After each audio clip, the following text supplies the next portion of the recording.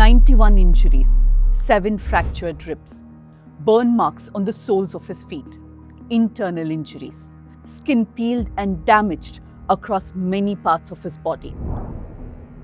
This is how badly little Arshith's body had been battered and bruised when he died on May 29th. His mother Akhila and her partner Ashkar have been arrested for abusing, assaulting and causing the murder of the toddler. Ashkar's cruelty towards the child has left Kerala reeling in shock. So has Akhila's criminal callousness.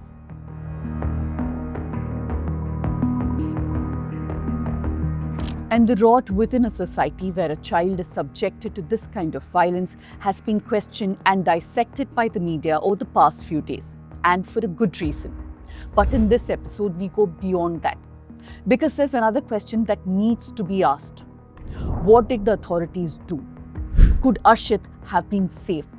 അപ്പോൾ ഇന്നലെ എൻ്റെ മരുമകളെ എനിക്ക് ഒരു ഫോട്ടോയും വീഡിയോയൊക്കെ അയച്ചു എന്ന് പറഞ്ഞ് ഞാൻ നോക്കിയപ്പോഴത്തേക്ക് കുഞ്ഞിൻ്റെ 2 കൈയിലും പ്ലാസ്റ്റർ ഇട്ടൊക്കെയാണ് ചെയ്യുന്നത്. ഒരു പക്ഷേ വണ്ടിയിൽ നിന്ന് കുഞ്ഞ് വീണിട്ടുണ്ട് എങ്കിൽ തന്നെയും കുഞ്ഞിൻ്റെ ദേഹത്തൊക്കെ മുറിവ് കാണണം. പക്ഷെ കുഞ്ഞിൻ്റെ മറ്റ് ഒരു സ്ഥലത്ത് മുറിവ് ഞങ്ങൾ ഫോട്ടോയിൽ കണ്ടിട്ടില്ല. 2 കൈയിലും. The audio that you heard now was Arshith's grandmother Reena speaking to Thiruvananthapuram District's Child Protection Unit's helpline staff on May 3rd. That was 26 days before he died. ഞാൻ സ്റ്റേഷനിൽ കംപ്ലൈൻറ്റ് കൊടുത്തു. ഞാൻ പറഞ്ഞു ഞങ്ങൾ നിൽക്കണമെന്ന് പറയണ്ടെന്ന് പറഞ്ഞു. കാരണം ഇന്നലെ രാത്രിയിൽ ആ കൊച്ചിനെ വല്ലതും ചെയ്യുവാണെങ്കിൽ ആ ഒരു പേടി ഉള്ളിലുണ്ട്. ഇപ്പോഴും എനിക്ക് നമുക്ക് ഈ ചിന്താഗതി, അപ്പൊ ഈ ചിന്തയുള്ള ആൾക്കാരാണെങ്കിൽ ആദ്യമേ ഇതൊക്കെ ചെയ്യണമായിരുന്നു.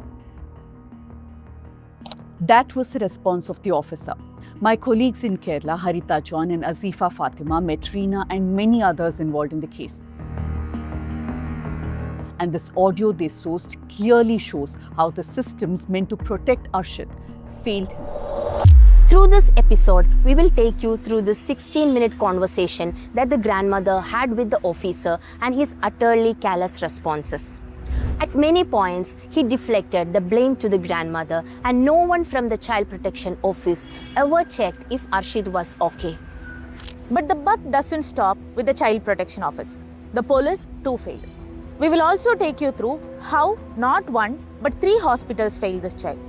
We spoke to several experts who told us how these doctors failed their own code of ethics.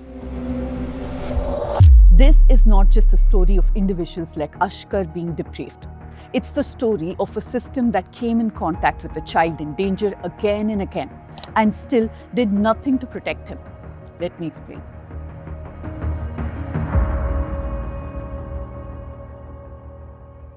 We took our time on this story because we thought that we must first let it unfold and then delve deep into it. Our questions should not stop with individuals but look at the system as a whole.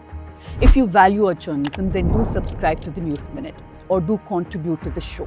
The links are in the comments. On May 2nd, Reena's daughter-in-law sent her an image that shocked her. It was Arshith with plaster casts on both his hands. A Nirbhaya volunteer herself, Reena had the training to understand that this wasn't normal. Why did the child not have bruises elsewhere? How can he fracture both his hands from falling from a tricycle? He was just 20 months old. On May 3rd, Reena called the District Child Protection Unit as soon as she could.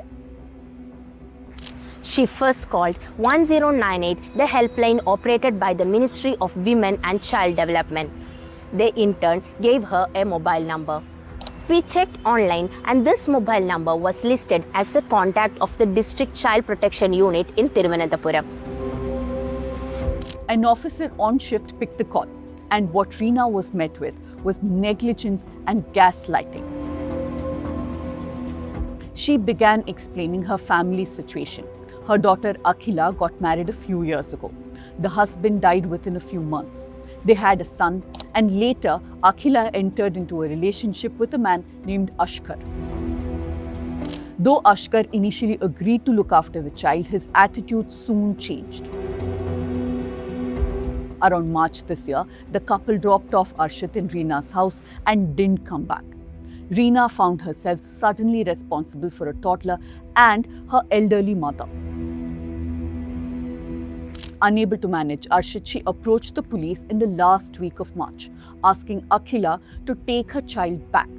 Then what she saw was the picture of his hands in plaster casts. അപ്പൊ ഇങ്ങനെ ഒരു പക്ഷേ വണ്ടിയിൽ നിന്ന് കുഞ്ഞ് വീണിട്ടുണ്ട് എങ്കിൽ തന്നെയും കുഞ്ഞിന്റെ ദേഹത്തൊക്കെ മുറിവ് കാണണം. പക്ഷെ കുഞ്ഞിന്റെ മറ്റ് ഒരു സ്ഥലത്ത് മുറിവ് ഞങ്ങൾ ഫോട്ടോയിൽ കണ്ടിട്ടില്ല. രണ്ട് കയ്യിലും.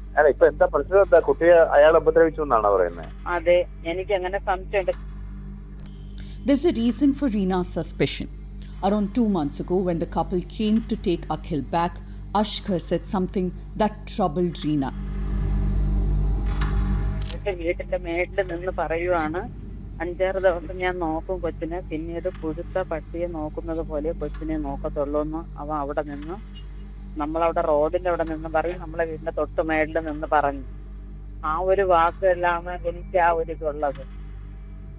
എന്നിട്ട് അങ്ങനെയൊക്കെ നിങ്ങൾ കേട്ടാക്കി പിന്നെ എന്തിനാണ് നിങ്ങൾ ചെയ്തത്? അമ്മയ്ക്ക് വേണ്ടെന്ന് പറഞ്ഞല്ലേ ഇട്ടിട്ട് പോയത്. ഇപ്പൊ അമ്മയും വേണ്ടായിരുന്നു.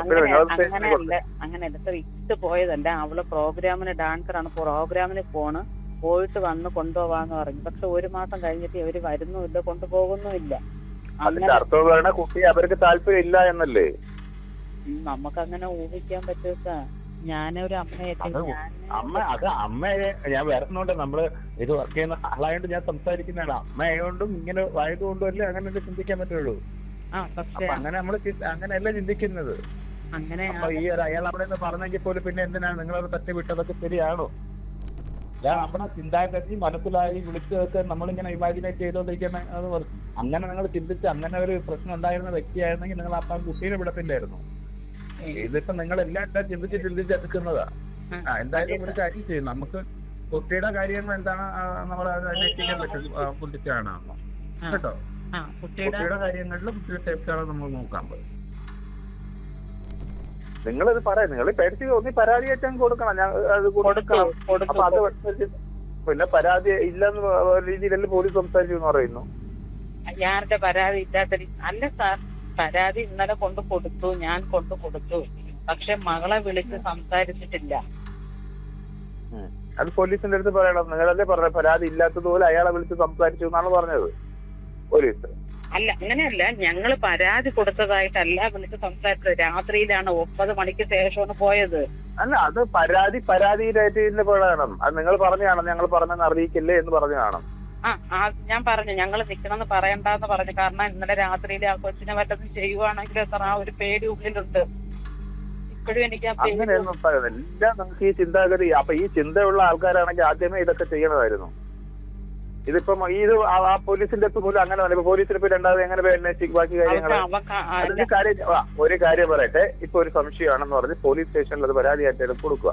അപ്പൊ അവരെ വിളിച്ച് അന്വേഷിക്കട്ടെ. അതെ, ഞങ്ങൾ പരാതി കൊടുത്തു കഴിഞ്ഞു. അവര് വിളിക്കാന്ന് പറഞ്ഞിട്ടുണ്ട്. ഞാൻ വിളിക്കാന്ന് പറഞ്ഞിട്ടുണ്ട്. കാരണം PI സാർ ഇന്നലെ വരുള്ളൂ, ഇന്നലെ ഇല്ലായിരുന്നു. അവിടെ GDയുടെ കൈവശം പരാതി കൊടുത്തു. അപ്പൊ അവിടെ നിന്ന് വേറൊരു സാറാണ് ഇങ്ങനെ വിളിച്ച് സംസാരിച്ചു കഴിഞ്ഞാൽ അവരെ വിളിക്കാം, ഒരു സമയം കറക്റ്റ് ചെയ്തിട്ട് വിളിക്കാന്ന് പറഞ്ഞിട്ടുണ്ട്. ഓക്കെ, അപ്പൊ അത് നോക്കട്ടെ. അത് കഴിഞ്ഞിട്ട് നമുക്ക് എന്താ ചെയ്താ പോരെ? മതി അത് മതിയാവും. എന്നാലും എന്റെ ശ്രദ്ധയിലേക്ക് വന്നപ്പോ ഞാൻ സാറിനോട് പെട്ടെന്ന് വിളിച്ച് പറഞ്ഞതാണ്. അതെ, ഞാൻ പറഞ്ഞത് അത് ഇത്രയേ ഉള്ളൂ. നമ്മളെ കുട്ടികളാണ്, അവരെ കൂടെ വിടണ്ടെന്നുള്ള രീതിയായിരുന്നു എന്റെ മനസ്സിൽ പറയുന്നത് കേട്ടോ. കുഴപ്പമില്ല, നമുക്ക് നോക്കാം. കുട്ടി ഉപദ്രവിച്ചിട്ടുണ്ടെങ്കിൽ നമുക്കത് ചെയ്യാം. പക്ഷെ എന്റെ കുഞ്ഞിനെ എനിക്ക് ആ കുഞ്ഞിന്റെ മുഖം കണ്ടു കഴിഞ്ഞാല് സഹിക്കൂല സാർ. കാരണം എന്ന് വെച്ചാൽ അതിന്റെ ആ ഒരു ദയനീയ അവസ്ഥ. ഞാനും 3 മക്കളെ പെറ്റ് വളർത്തിയെങ്കിലും ഇതുവരെയും എന്റെ കുഞ്ഞുങ്ങളുടെ ദേഹം പോലും മുറിയാൻ അനുവദിക്കാണ്ടാണ് ഞാൻ വളർത്തിയത്. പക്ഷെ അവള് എങ്ങനെ ഈ കുട്ടിയോട് അവള് ചിലപ്പോ ഒരുപക്ഷെ അവള് അടുക്കളയിലോ എവിടെയെങ്കിലുമൊക്കെ നിന്നപ്പോഴത്തേക്ക് ആ വണ്ടിയോടുകൂടി ഇനി എടുത്ത് എറിഞ്ഞതാണോ, ഇനി അവനെ അടിച്ചെടുത്തതാണോ എന്നൊക്കെ ഉള്ളൊരു സംശയം. ചിന്താഗതിയല്ലേ, അതൊന്നും അങ്ങനെയൊന്നും ആയിരിക്കില്ല. ചിലപ്പോൾ അത് നിങ്ങൾക്ക് അയാളടുത്തുള്ള ദേഷ്യങ്ങളുണ്ട്, ചിലപ്പോൾ തോന്നുന്നതാവാം. ഇപ്പൊ കുട്ടി തന്നെ വീണത് തന്നെയാവാം. നമ്മൾ എന്ത് ചിന്തിക്കുക? എന്തായാലും അത് പോലീസ് ഒന്ന് അന്വേഷിക്കട്ടെ കേട്ടോ. അവരെ വിളിച്ചിട്ട് കാര്യങ്ങൾ നോക്കട്ടെ, നമ്മളത് അന്വേഷിക്കാം.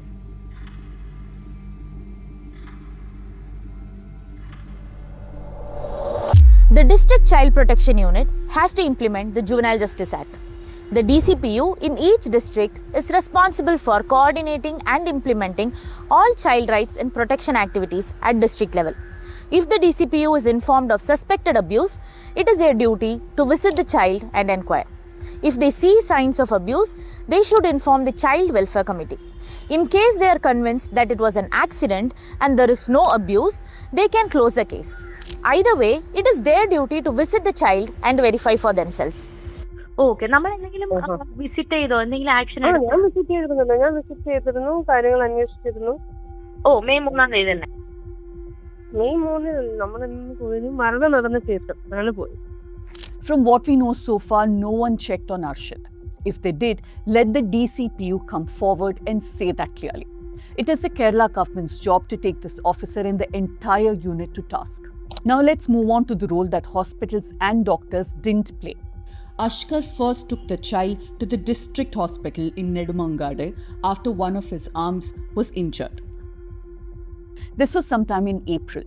Though the hospital confirmed to us that this child had been brought to orthopedics department, details of the consultation remain unclear at this point.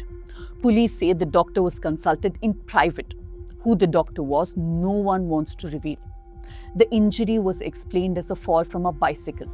The child's arm was plastered and he was sent home. The question here is this: did the boy not have any other injuries on him? A few days later, when the other arm began swelling, Arshith was taken to SUT Academy of Medical Sciences in Vattapara. This private hospital also confirmed that the child had been treated there. Despite fractures on the two hands, the doctor never intimated the police. Imagine no one even asked the simple question that Reena asked: how can a fall from a tricycle result in such injuries? On May 29th, he was rushed to another private hospital called Maria Hospital. Arshith, who had internal bleeding and a contusion on his head, perhaps had died by then. This hospital asked Ashkar to take him to the SAT hospital in the capital city. It was here that a medico-legal case was finally registered. Child rights experts say when the doctors encounter injuries in a child that appear unusual or inconsistent with the explanation given by caregivers, they have a duty to assess the possibility of abuse, document their findings, and initiate appropriate medico-legal or child protection procedures. Doctors are not expected to prove that abuse has occurred, but they are expected to recognize warning signs. They have to ensure that concerns are brought to the attention of the relevant authorities. Battered baby syndrome is a medical diagnosis used to describe violence inflicted on a young child by an adult responsible for their care. Two doctors who wrote on the News Minute explained how doctors and forensic experts are trained to look for such warning signs. A single injury may not always raise suspicion, but multiple injuries viewed together can point to a larger pattern of abuse. Bilateral fractures in toddler are considered a recognized red flag, but in this case, no one called for a medico-legal investigation. Now let's not forget that Reena had also approached the police, who didn't even go to check on the child because by then Akhila had filed a counter complaint on her mother. Now Arshith was not a teenager who could tell someone what was done to him. He was a toddler who could not call a helpline. He could not walk into a police station, could not tell a doctor that someone was hurting him. This entire child protection system exists because children depend on adults and institutions to recognize signs of danger and step in when they cannot protect themselves. The question is not whether every doctor, police officer, or official who saw Arshith could have known exactly what was happening inside that house. The question is whether enough was done when there were reasons to suspect that something could be wrong.